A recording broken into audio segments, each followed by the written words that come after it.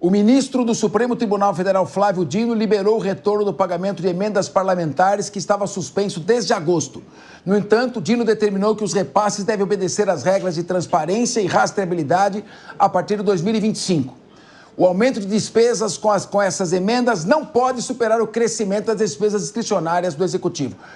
Sérgio Zagarino, o que você tem a dizer a respeito dessas emendas parlamentares que estão sangrando os nossos cofres, o nosso tesouro e, ao mesmo tempo, desviando? Nós estamos com o país com a atenção desviada do foco, quando o déficit fiscal vai se aprofundando e essas emendas parlamentares vão corroendo o nosso orçamento. Sérgio Zagarino. Boa tarde, Capês. Boa tarde, nossos telespectadores, nossos ouvintes. É mais uma vez falar aqui, chovendo molhado. Emenda parlamentar é um mecanismo que sequer deveria existir no nosso país, porém, esse caso que foi levado ao Supremo para o ministro Flávio Dino, que efetuou ali a suspensão desses pagamentos em razão de suspeitas, inclusive de corrupção, nada mais era do que algo justo. O que a gente precisa agora é entender os motivos que levaram a essa liberação. Eu acredito que tenha sido realizado, podemos chamar de um pente fino, em todas essas ONGs que vão receber dinheiro público. É muito preocupante, Capês, ver dinheiro público não sendo fiscalizado. Lembrando, a função de um bom parlamentar, tanto seja na esfera municipal, estadual ou até mesmo no governo federal, é de fiscalizar. Só que a gente, infelizmente, com essa questão das emendas, a gente vê o contrário. Nós vemos o escoamento do dinheiro público por intermédio de emendas parlamentares que acabam ali se deparando com inúmeros esquemas de caixa 2, de corrupção. O que a gente precisa é entender se essa medida do Flávio Dino já tem a segurança necessária para fazer a liberação desses valores e também continuar insistindo para que a gente possa entender o formato das emendas. Porque eu sempre explico aqui de uma forma muito clara para a nossa audiência. É como se fosse um bolo. Só que esse bolo, quem divide as fatias dele é o Poder Executivo. E quando a gente fala de emendas parlamentares, nada mais é do que os parlamentares captando, pegando ali um pedaço dessas fatias do bolo para poder distribuir da forma que eles bem entendem. O que eu sempre discordo aqui de forma veemente, Fernando Capês. Não, mas nós estamos aqui, Sérgio Zagarino, o déficit fiscal bateu 100 bilhões de reais no ano passado, está chegando a 300 bilhões de reais. O ministro Fernando Haddad chegou para anunciar um corte, que seria um corte muito bem sucedido, e não cortou nada. A verdade é que não houve corte nenhum. Então, meu querido Henrique Kriegner, o governo diz que vai cortar despesa, não corta nada. Pelo contrário, aumenta a isenção do imposto de renda para a faixa salarial até 5 mil reais, não diz de onde vai tirar esse dinheiro, o mercado reage muito mal, o dólar dispara, a bolsa cai e nós não vemos perspectivas. Desse jeito, o país começa a se tornar um país de risco de investimento. Como você vê essa questão quando nós estamos discutindo uma série de coisas e está passando um caminhão que é o déficit fiscal na nossa frente e ninguém está notando? Boa tarde, Capês. Boa tarde a todos que nos acompanham, também os amigos aqui da bancada. Essa é a realidade e a justificativa também que a gente pode entender do porquê que o dólar está subindo, não para de subir, e as projeções do próprio mercado, elas são as piores possíveis. A gente está chegando aí no final do ano com o Brasil sem saber muito bem como que vai ser o ano que vem economicamente falando. O que você trouxe aqui, Capês, é justamente isso, com o que o Zagarino também destacou, essa irresponsabilidade fiscal. O pronunciamento do Fernando Haddad não adiantou de nada, o mercado só se estressou, é pior uma falsa esperança do que até a ausência de qualquer esperança, né? Então era melhor não ter falado nada do que falar alguma coisa que trouxesse essa instabilidade toda para o mercado. E é esse o cenário da economia que a gente vem falando aqui tantas vezes. O Haddad traz essas projeções, faz inúmeras promessas, já vamos falar aqui, inclusive, dos próprios anúncios, né, de corte de gastos aí. O próprio anúncio, na verdade, quantas vezes não foi prometido que haveria um anúncio e no fim do dia não houve e foi postergado e mais postergado, e quando finalmente houve aí um pronunciamento, esse pronunciamento também não foi satisfatório. E não vai ser satisfatório até que o momento do presidente Lula conseguir encarar todas as forças políticas ali, do sistema que ele colocou e estabeleceu para fazer os cortes são necessários. Onde é que já se viu, a gente já bateu tanto nessa tecla, mas vou trazer de novo, onde é que já se viu ministros do governo dizendo, olha, se cortar do meu orçamento eu peço demissão, eu vou embora, e colocam ali o seu peso político para cima da responsabilidade fiscal do governo. Então, nós estamos num cenário de crise, é uma crise política, é uma crise econômica seríssima e que vai trazer impactos muito negativos para a nossa economia, nos dificultando também no nosso potencial de recuperação. Mas, Kriegner, você criticar assim, o ministro por defender o seu orçamento, eu acho que não foi isso que você quis dizer, porque assim, se você fosse ministro, você também defenderia o seu orçamento. O problema é não ter uma lei muito clara de um teto de gasto. O problema é não ter uma lei muito clara para onde que pode ser gastas essas despesas com as emendas. Eu acho que até quando o Haddad faz o anúncio dos cortes de gastos, ficou muito claro que eles não sabem o que fazer. Esse é o problema, eles não sabem para onde caminhar. O ministro vai proteger ali o seu orçamento. Eu até entendo isso, Zagarino, mas aí falta então a energia do líder, do presidente da República, dizer, não é assim que a gente faz as coisas por aqui. Se quer sair, que saia.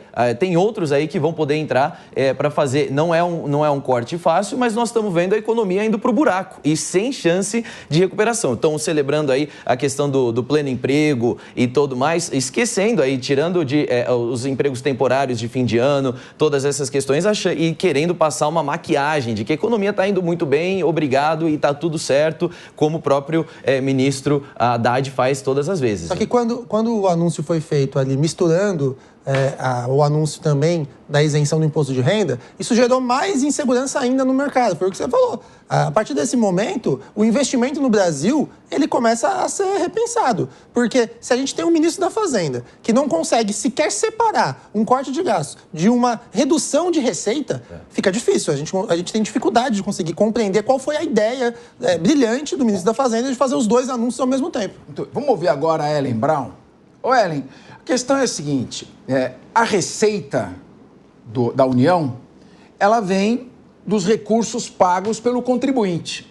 As pessoas que trabalham, que produzem, se não trabalharem, não recebem, não podem viver, e tiram uma parcela do seu esforço, uma parcela do seu suor e levam para o governo. Essa é a receita. O governo não produz riqueza. O governo recebe a riqueza da nação por meio dos tributos. Em seguida, se tem a receita, ele tem a despesa. Agora, os parlamentares votam o orçamento. Eles são os representantes do povo. Eles não deveriam fiscalizar como é que esse dinheiro é gasto. Ou seja, aonde o governo está gastando. Não é possível que o governo não tenha gasto os recursos com eficiência e, com isso, o país não produza desenvolvimento econômico, não produza crescimento. Agora, além de não fiscalizar o rol das despesas do orçamento, eles querem abocanhar uma parte dessas despesas por meio de emendas parlamentares. E o que é pior, Ellen, eu queria te ouvir, eles querem destinar despesas de emendas parlamentares sem dizer quem está mandando, para onde está mandando e como está gastando. Isso é um tapa na cara da população.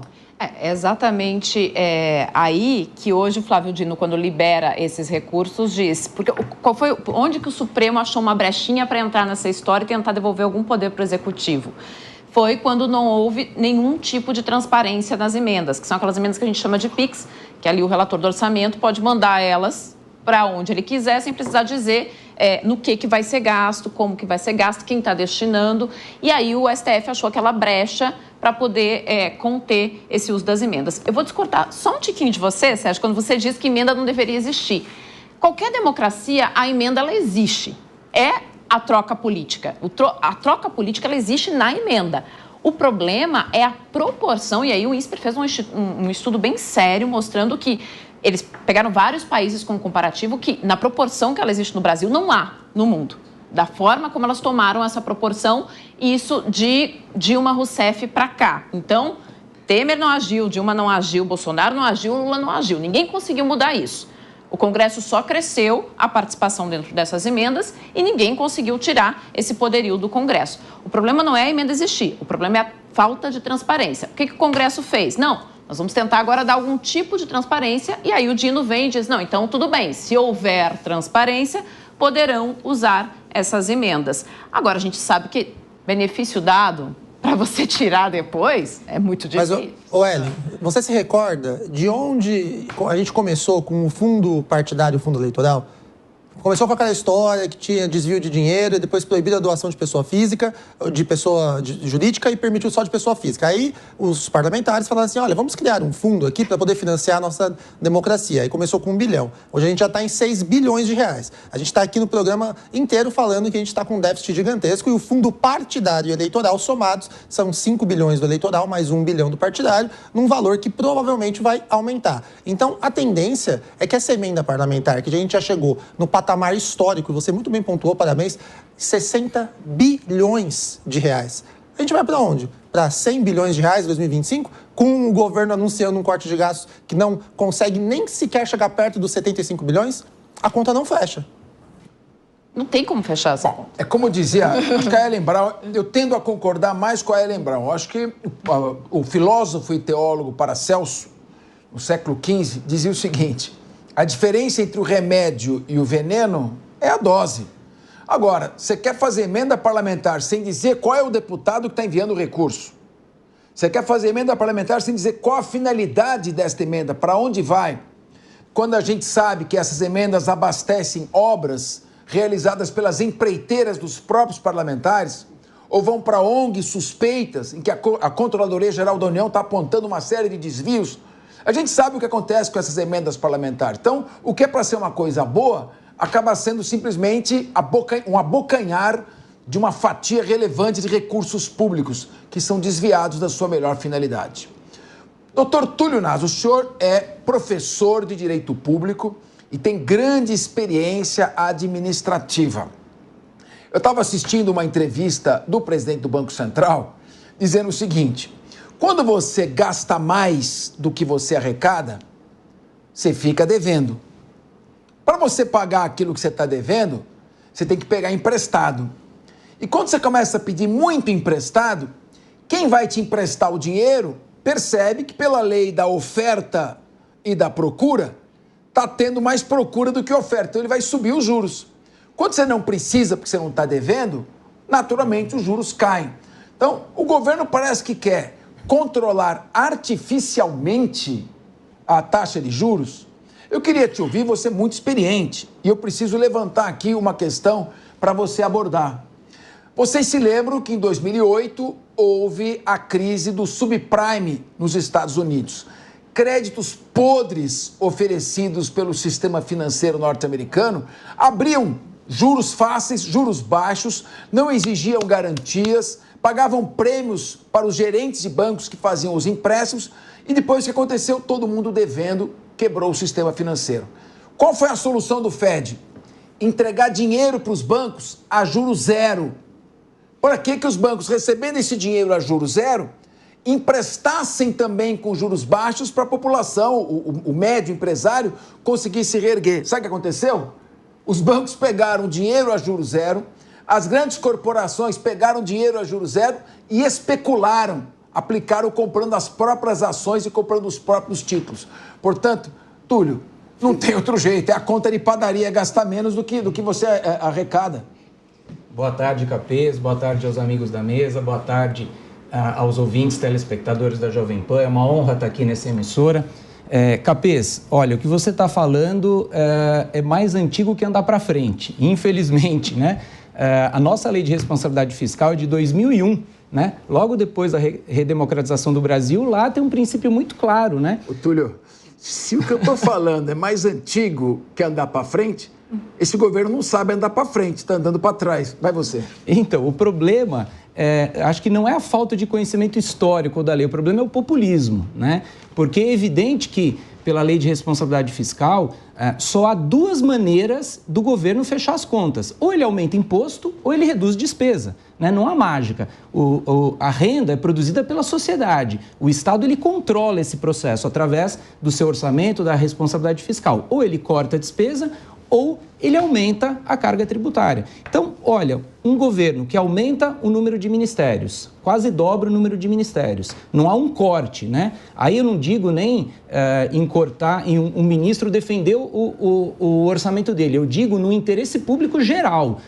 Será que o governo aguenta pagar tanta despesa? Então, o governo que aumenta o número de ministérios, o governo que não corta estatais deficitárias. Nós temos uma série de centenas de estatais que são deficitárias.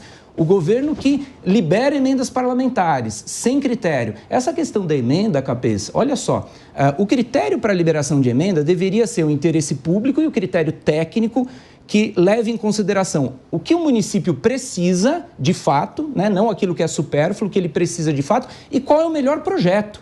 Porque o que nós vemos aí de liberação de emenda sem projeto, sem licitação, então realmente não fecha a conta. Você simplesmente forçar o Banco Central a baixar os juros, achando que isso naturalmente vai levar a um crescimento da sociedade brasileira, é um grande erro já percebido, como eu falei, há muito tempo atrás. Só um parênteses aqui no que o doutor Túlio pontuou, que ele falou que a Lei de Responsabilidade Fiscal de 2001, quando nós tínhamos metas para cumprir, muitas vezes impostas pelo Fundo Monetário Internacional. Agora não é o caso. As metas que nós temos que cumprir é do próprio governo. Foi o governo que estabeleceu tais metas e não está cumprindo essas metas.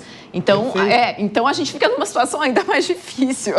E vamos lembrar que na época da edição, muito bem falado, na época da edição da Lei de Responsabilidade Fiscal, o que aconteceu? Nós tínhamos acabado de passar pelo Plano Real, e onde a inflação do Brasil era estratosférica, era absurda. Então, a receita do bolo ali já foi demonstrada. O Brasil precisa equilibrar as contas públicas, reduzir despesa para poder, a passos paulatinos e não de uma hora para outra, poder retomar o crescimento. Ou seja, é um planejamento a médio e longo prazo, e o que a gente vê, na verdade, foi um governo que a primeira medida que foi tomada economicamente foi acabar com o teto de gastos. E aí criou-se a ideia do arcabouço fiscal, que até agora ninguém conseguiu compreender o formato que ele vai conseguir equilibrar essas contas, além do que o Túlio falou. O doutor pontuou muito bem.